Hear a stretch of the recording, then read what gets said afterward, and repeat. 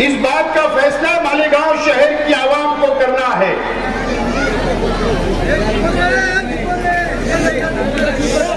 हमारे अपने जो मुखालिफ है, मैं उनकी बातों को सुन रहा हूं, समझ रहा हूं, और शहर भी समझ रहा है और अपनी आंखों से देख रहा है।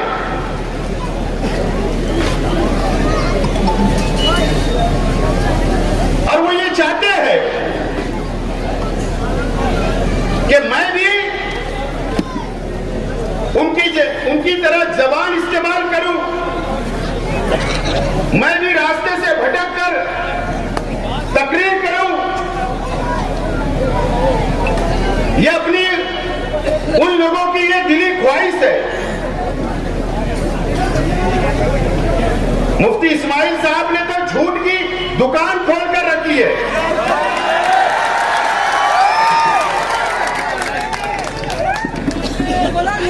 कई लोग इसलिए इलेक्शन लड़ रहे हैं उनके स्टेट से कि शेख आसिफ कोई भी तरीके से एमएलए ना बन पाए।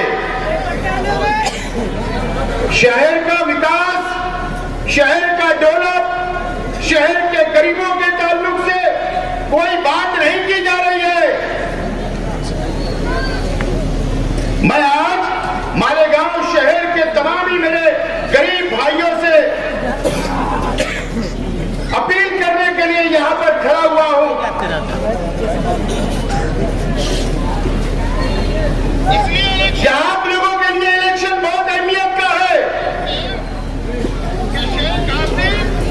आप लोगों के लिए शेख रशीद साहब ने अपनी जिंदगी भर, अपनी सियासी और समाजी जिंदगी में हमेशा आप लोगों को लेकर चला, आप लोगों का ख्याल रखा, आप लोगों के साथ रहे, आप लोगों के दुख और सुख में शेख रशीद साहब हमेशा साथ देते रहे।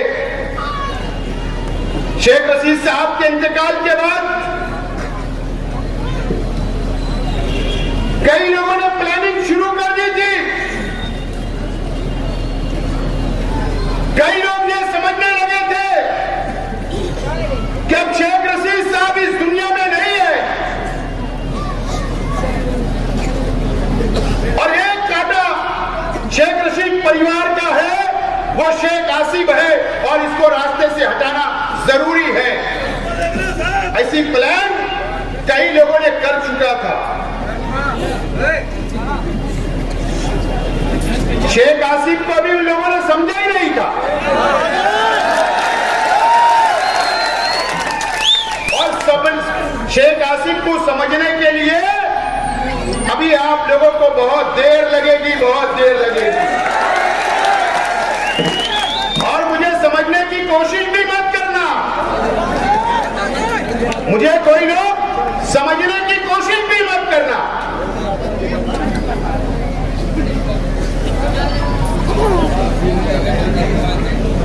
और जो लोग मुझे समझते हैं वो लोगों को पता है कि शेख आसिफ क्या चीज है, और मैं इसके लिए नहीं बोल रहा हूं। मालेगांव शहर की हजारों लाखों गरीब आवाम की दुआएं मेरे अपने खानदान के साथ है, मेरे अपने परिवार के साथ है, और मेरे साथ है।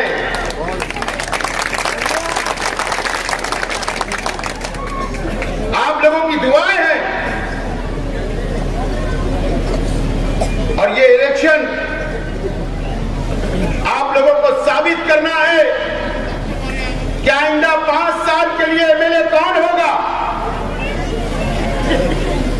आप लोगों को फैसला करना है। मैं देख रहा हूं कई दिन से कि आज के एमएलए साहब को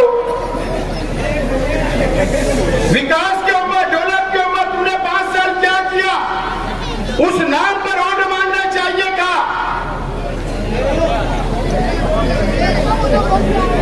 लेकिन आज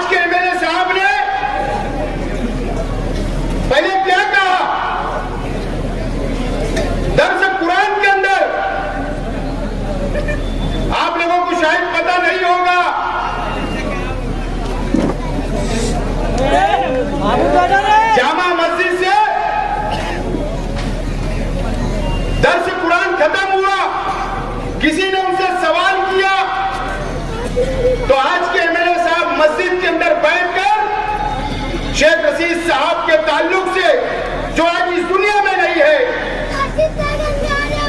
बोले शेख रशीद फटी कमीज पहनकर पिलखोर से आया था।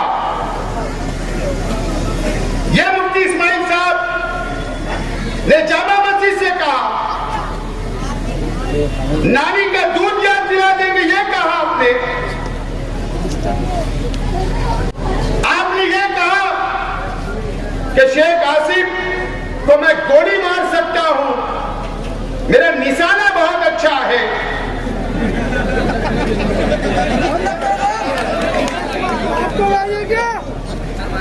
आपने मुझको यतीम कहा।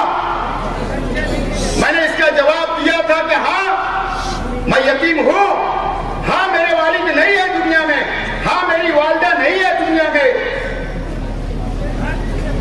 आप एक कुर्सी के लिए, एक एमएलए की चेयर हासिल करने के लिए, जो वालिद मेरे इंतकाल कर गए, आप उनके ताल्लुक से इस तरीके की बात जामा मस्जिद में करते हो। मैं आज आप लोगों से सवाल करना चाहता हूं, मैं बहुत छोटा इंसान हूं, मुझे बहुत ज्यादा नहीं समझता, लेकिन आज भी मेरे ज़हन में बात घूमती है कि इंसाफ कब मिलेगा मेरे परिवार को, कब इंसाफ मिलेगा। जामा मस्जिद के मिंबर से, जामा मस्जिद के अंदर बैठकर मेरे वालिद के ताल्लुक से ऐसी बातें की गई। मैंने इससे पहले भी कहा था, जामा मस्जिद के ट्रस्टियान से मैंने उनको फोन करके कहा, सिया हकीम साहब से, आज नाम बोल रहा हूं, वो ट्रस्ट है जामा मस्जिद के। मैंने कहा कि मेरे परिवार के ताल्लुक से, मेरे वालिद के ताल्लुक से बोला गया। क्या आपने कार्रवाई की? बताइए शहर की आवाम को, या ये बोल दिए कि शेख रशीद परिवार मुसलमान नहीं है, कम से कम ये बोल दो। आज तक इसके ऊपर जवाब नहीं आया। एक आदमी को पूरी छूट दी जाएगी किसी की भी जातियत पर बोलने के लिए, या ये बोल दो कि हम मुफ्ती इस्माइल साहब को हम कभी कुछ नहीं बोलेंगे, उनको इजाजत है। कब हमको इंसाफ मिलेगा? एक कुर्सी के लिए आप एक आदमी की सपोर्ट करते हो, एक एमएलए की चेयर के लिए इस तरीके की हरकत ये शहर के अंदर बंद होना चाहिए। मैं आज भी सवाल करता हूं जामा मस्जिद के ट्रस्टियान से कि कब हमको इंसाफ मिलेगा, कब जवाब मिलेगा। ये शहर इस बात का इंतजार करेगा, आपको इंतजार करना पड़ेगा, और मैं उम्मीद करूंगा कि इलेक्शन तक हमको जवाब मिलेगा इस शहर की आवाम को।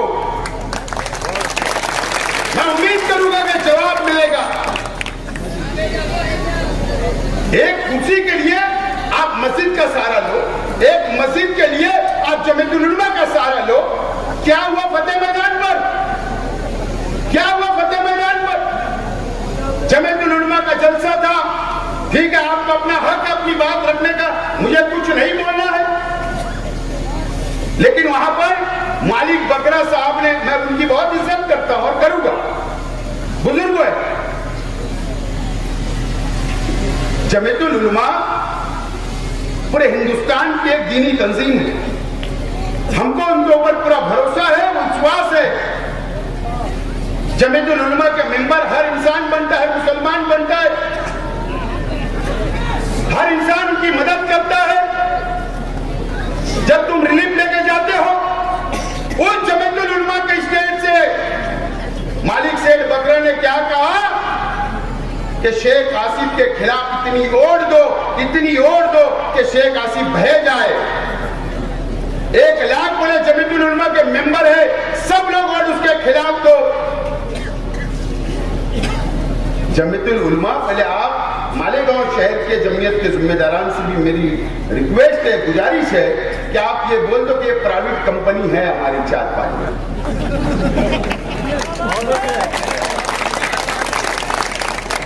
शेख हासिम को इतनी ओढ़ मुफ्ती इस्माइल साहब को दो कि शेख हासिम बह जाए। अरे तुम मजहब का सहारा ले रहे हो, दीनी तंजीम का सहारा ले रहे हो, मस्जिद का सहारा ले रहे हो। जुमा के दिन यहां जलसा था, पता है आपको इस इलाके के अंदर एक मस्जिद के अंदर नाम नहीं लेते, जाने दो।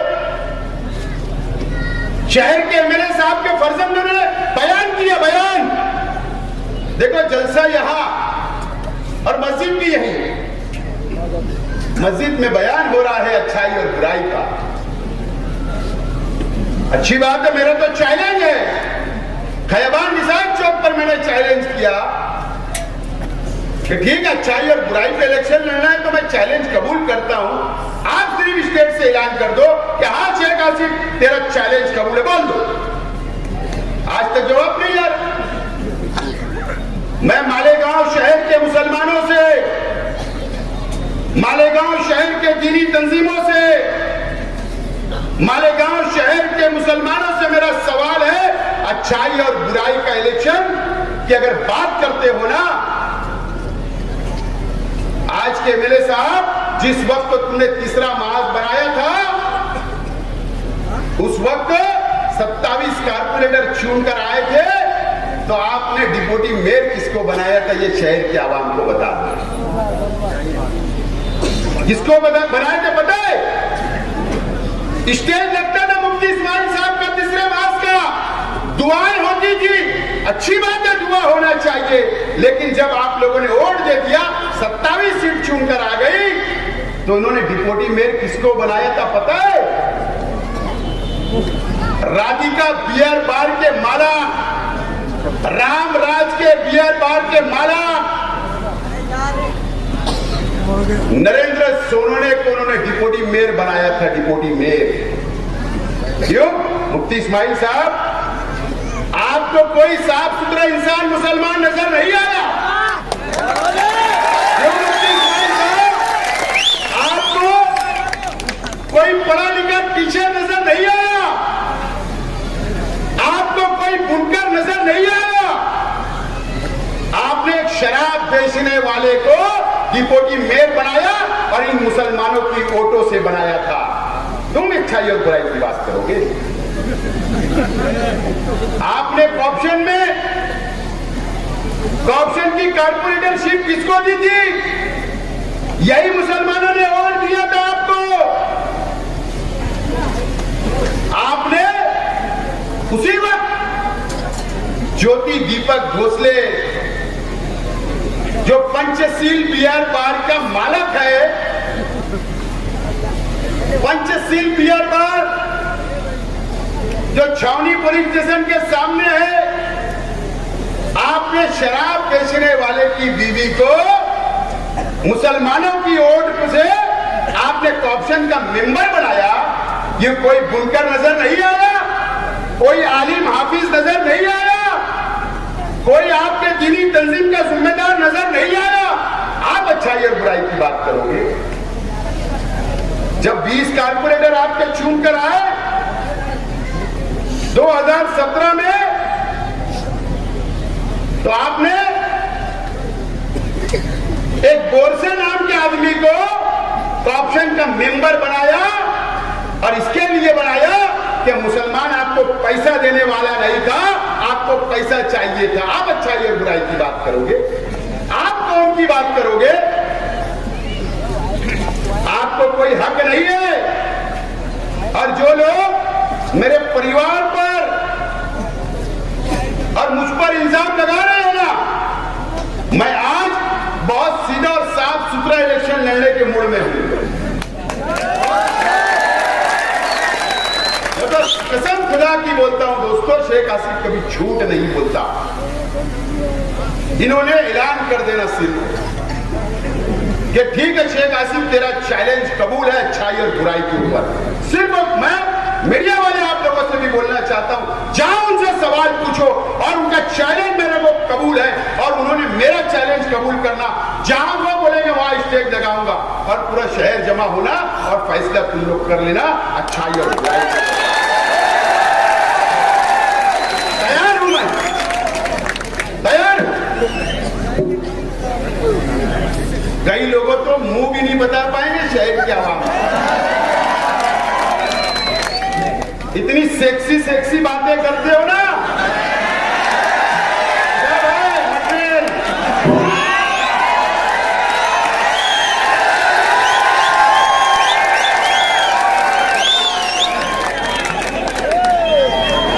कर लो चैलेंज कबूल, कर लो चैलेंज कबूल। दूध का दूध और पानी का पानी हो जाएगा। मैं तो और नीचे नहीं जाना चाहता। किसी की बाल बेटी की इज्जत करना ये मैं मेरा मिल्ली फर्ज समझता हूं, दीनी फर्ज समझता हूं। देखो पूरी हिस्ट्री है, पूरी हिस्ट्री है। अगर यहां से लिख लूंगा ना तो नक्की जाऊंगा सिर्फ पूरा डाटा पेश करके रख दूंगा, मुंह बताने लायक नहीं रहेंगे। अच्छाई और बुराई बंद करो, काम और डेवलप के ऊपर बात करो, काम और विकास के ऊपर बात करो। मुफ्ती इस्माइल साहब, ये शहर की आवाम ने 1,17,000 वोट आपको दिया था। आपने तुम्हारे अपने शहर की आवाम के लिए क्या किया? कौन सा विकास किया, कौन सा डेवलप किया, ये बताओ। ये बातें नहीं हो रही है। मैंने एक जलसे के अंदर कहा, मीडिया वाले मेरी बात को रिकॉर्ड करेंगे तो आपको शुक्रिया अदा करूंगा। और पुलिस डिपार्टमेंट भी यहां होगा तो उनसे भी रिक्वेस्ट है, अल्लाह का करम है कि शहर के अंदर तब्दीली की लहर है, तब्दीली की लहर है। मेरे अपने मुखालिफ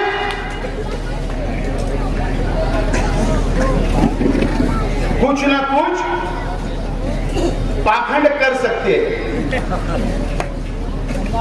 मैं बार बार बोलूंगा कि आज के एमएलए,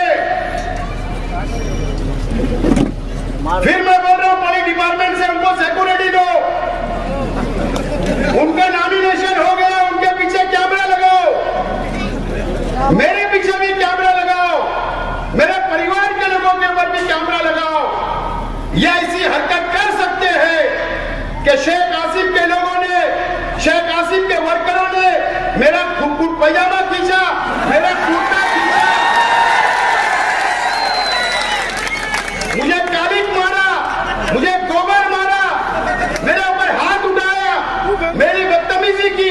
इस तरीके का पाखंड कर सकते हैं और मीडिया वालों को बुलाकर झूठी कंप्लेंट दी जा सकती है और मेरा इलेक्शन खराब करने की कोशिश की जा सकती है और आपस में लड़ाने का काम इस शहर के अंदर किया जा सकता है आवाम को।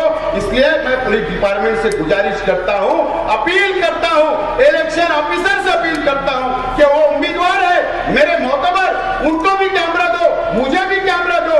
लेकिन ये झूठा और ये पाखंड करने वाले हैं, ये नॉन मालेगांव शहर की आवाम भी करेगी। मुझे आज उनके खास आदमी ने कहा आके बेचारे, मैं उसको शुक्रिया अदा करता हूं, ऐसी प्लानिंग हो रही है।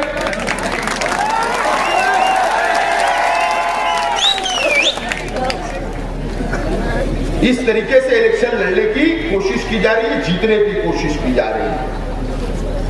कुछ भी कर लो। अब ऐसा है कि यहां पर कल एक जलसा हुआ मेरे भाई का। अब मुझे बताओ, मुझे आप लोग बताओ तो, मैं 5 साल एमएलए था क्या? मेरे भाई ने उसके स्टेज के ऊपर अरे शर्ट उतार के नाचा।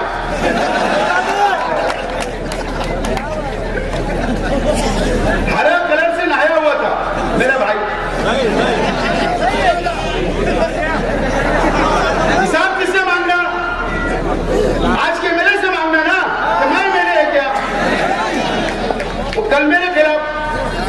असल में इनको भी स्क्रिप्ट लिख कर दिया जा रहा कि तू भी स्टेज लगाकर शेख आसिफ के खिलाफ करो। करना बेचारा, जितना चाबी भरेंगे उतनी गाड़ी चलेगी। और ये हमारे न्यायालय में साहब की फर्जत है डॉक्टर, ये भी आज बहुत जज्बात में तकरीर कर रही थी, मैं न्यायालय अहमद की बेटी हूं, मैं मौलवी मोहम्मद उस्मान की पोती हूं। तो मौलवी मोहम्मद उस्मान साहब की तो इज्जत रखना थोड़ा।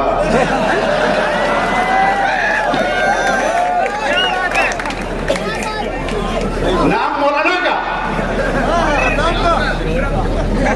तो थोड़ा उनका भी याद रखना होगा, नाम पे ज्यादा बनता है।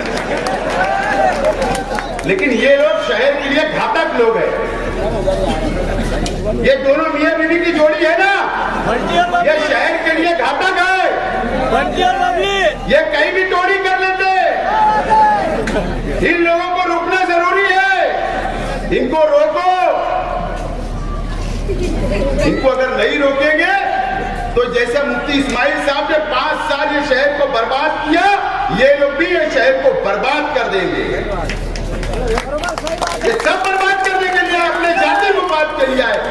और अल्लाह का करम है कि शेख रशीद साहब थे, उनकी जिंदगी आप लोगों के सामने थी कि शेख रशीद साहब दयावान इंसान थे, गरीबों के लिए लड़ना, गरीबों के लिए मरना, और वो गरीबों से मिलते मिलते दुनिया से चले गए, हमको सिखा कर गए। और हमारी भी तैयारी है इसके लिए, असेंबली के इलेक्शन के अंदर मैं भी उम्मीदवारी कर रहा हूं। अपना जलसा कहाँ होगा मालूम है, मीडिया वालों से बोल रहा हूं, अपना जलसा होने वाला अंसार रोड इस्लामपुरे पे जुमा के दिन। ये जहां स्टेज लगाएंगे वहीं मेरा स्टेज लगने वाला, तुम्हारा पीछा छोड़ने वाले वाला नहीं हो। 180 करोड़ रुपए का तुमने कहां सौदा किया? मैं 1 करोड़ 80 नहीं बोल रहा है, ध्यान रखो। 180 करोड़ रुपए का तुमने कहां सौदा किया? वहां मैं इनकी पोल खोलने वाला आज के मेरे साथ। मैं चाहता हूं कि शहर के बुनकर भाई भी वहां पर आए मेरे जलसे सुनने, और शहर के बुनकर भाइयों से भी अपील करता हूं कि आप लोग आइए, मैं आपके लिए एक स्कीम का ऐलान करने वाला हूं, आइए आप। लेकिन बड़ी पोल खोलने वाला। मैं भी बहुत हैरान था जब मुझे मालूम पड़ा 180 करोड़, हैरान था। तो वो भी पोल वहां पर खोलूंगा। लेकिन दोस्तों, मैं आज आप लोगों से अपील करता हूं, ये जो हरा कलर है ना, ये मेरा जो झंडा हरा कलर का है ना, ये मेरी पार्टी का पूरा नाम आपको पता है, उसका शॉर्ट नाम क्या था वो भी आपको पता है। ठीक है, उन्होंने बोला तो मैं उनका एहतराम। लेकिन अगर आप लोगों ने मुझे असेंबली के अंदर भेजा, नौजवानों ने, इस शहर की आवाम ने, तो आज आपसे यकीन दिलाता हूं, आप लोगों को ऐलान करता हूं इस बात का कि ये हरा झंडा असेंबली के अंदर लेकर जाऊंगा मैं। हरा झंडा लेकर जाऊंगा। और ये लड़ाई मेरी इनसे नहीं है, ये लड़ाई बहुत बड़ी है। मेरी लड़ाई भगवा करण से है, भगवा करण से। मेरी लड़ाई ये भगवावादी लोगों से है, और इसके लिए मैंने ये हरा लिया हो। मुकाबला करने के लिए हरे की जरूरत पड़ेगी, इसके लिए भगवा करण लोगों के खिलाफ में मैं मैदान के अंदर उतरा हूं। और बहुत लड़ना है। वक्फ बोर्ड का बिल आया, वो किसके लिए आया? आप लोगों को पता है कि मरकजी हुकूमत ने वक्फ बोर्ड का कानून लाई। वक्फ बोर्ड मतलब ये मदरसा है, ये जमीन भी वक्फ बोर्ड की है। अगर कोई भी मस्जिद में हम नमाज पढ़ते, वो भी वक्फ बोर्ड की है। कब्रिस्तान में जहां हमारा आखिरी मुकाम है, जहां हमको दफनाया जाता, वो भी वक्फ बोर्ड की जमीन है। जहां पर दरगाह है, वो भी वक्फ बोर्ड की जमीन है। जहां पर खानका है, वो भी वक्फ बोर्ड की जमीन है। और जो मरकजी हुकूमत ने और बीजेपी ने जो काला कानून लाया है, वो इलेक्शन के बाद महाराष्ट्र के अंदर जब लागू करेगी, जो कलेक्टर को पावर दिया है वो आकर मस्जिद में रजिस्टर चेक कर सकता है, पुलिस के साथ आ सकता है, इमाम का नाम लिख सकता है, मदरसे के बच्चों का नाम लिख सकता है, हमारे को चंदा कौन देता वो चेक कर सकता है, अकाउंट चेक कर सकता है। इतना खतरनाक काला कानून बनाने का काम भारतीय जनता पार्टी कर रही है। मुझे बताओ, आज के वेले साहब ने तो 10 साल खामोश रहे, इनसे लड़ेगा कौन? ये मस्जिद और मीनारों के शहर को बचाएगा कौन? मैं तैयार हूं, अगर आप तैयार होगे तो मैं यकीन से आपको बोलता हूं कि हमारे शहर मस्जिद और मीनारों का शहर है, खानकाहों का शहर है, कब्रिस्तानों का शहर है, ये मुसलमानों की बस्ती है और ये काला कानून का मुकाबला आपका भाई असेंबली के अंदर करने के लिए तैयार है। आप मेरे को साथ देंगे। ये हैदराबाद के लोग नहीं आएंगे, याद रखना, ये हैदराबाद के लोग नहीं आएंगे असेंबली के अंदर। जब पुलिस मस्जिद में आएगी, जब कलेक्टर मस्जिद में आएगा, काला कानून लगने के बाद तो ये हैदराबाद से नहीं आएंगे, 5 साल नहीं आए। जब मस्जिद के अंदर कोई आएगा तो ये शेख आसिफ खड़ा रहेगा, आपको साथ खड़ा रहेगा। तो नौजवान, जज्बात में आने की जरूरत नहीं है, इस माहौल को बनाने की जरूरत है। और आज मैं दोबारा इस बात का भी ऐलान करता हूं कि मेरे पास कोई मसलक नहीं, मेरे पास कोई बिरादरीवाद नहीं, कोई मसलकवाद नहीं, कोई गरीब नहीं, कोई अमीर नहीं। मैं पूरे शहर को लेकर चलना चाहता हूं। सिर्फ मेरे सामने मुसलमान, मेरा अपना शहर, ये मस्जिद मीनारों का शहर, मैं सबको लेकर चलना चाहता हूं। मैं तो चाहता हूं कि आप मुझे बुलाइए, आपका काम होगा। अगर आप मुझे दूर से समझ रहे होंगे तो आप मुझे फोन करके बुलाइए, मैं आपके मकान के अंदर बैठकर आपसे बात करने के लिए तैयार हूं। मुझे समझ तो लीजिए, मुझे समझ तो लीजिए। मुझसे नफरत करने से कुछ नहीं मिलेगा, मुझसे मोहब्बत करो। मैं ये शहर को लेकर चल सकता हूं। मैं वादा करता हूं शहर की आवाम से और गुरुवार वार्ड की आवाम से और यहाँ के रहने वालों से, ये इलेक्शन पर नजर बना के रखो। गली गली जाना पड़ेगा, माँ बहनों को समझाना पड़ेगा, नौजवानों को समझाना पड़ेगा, स्लिप बांटना पड़ेगा, वोट गिराना पड़ेगी। जब जाकर हम लोग इलेक्शन जीत सकते हैं और ये शहर को बचा सकते हैं। तो मैं आप लोगों से अपील करता हूं कि 20 तारीख को मुझे सिंबल 2-3 रोज में मिलेगा। मेरा सिंबल जो भी होगा उस पर बटन दबाकर मुझे भारी अक्सरियत से कामयाब करें, अपील करता हूं और ऐलान करता हूं कि अंसार रोड इस्लामपुरे में जुमा के दिन जलसा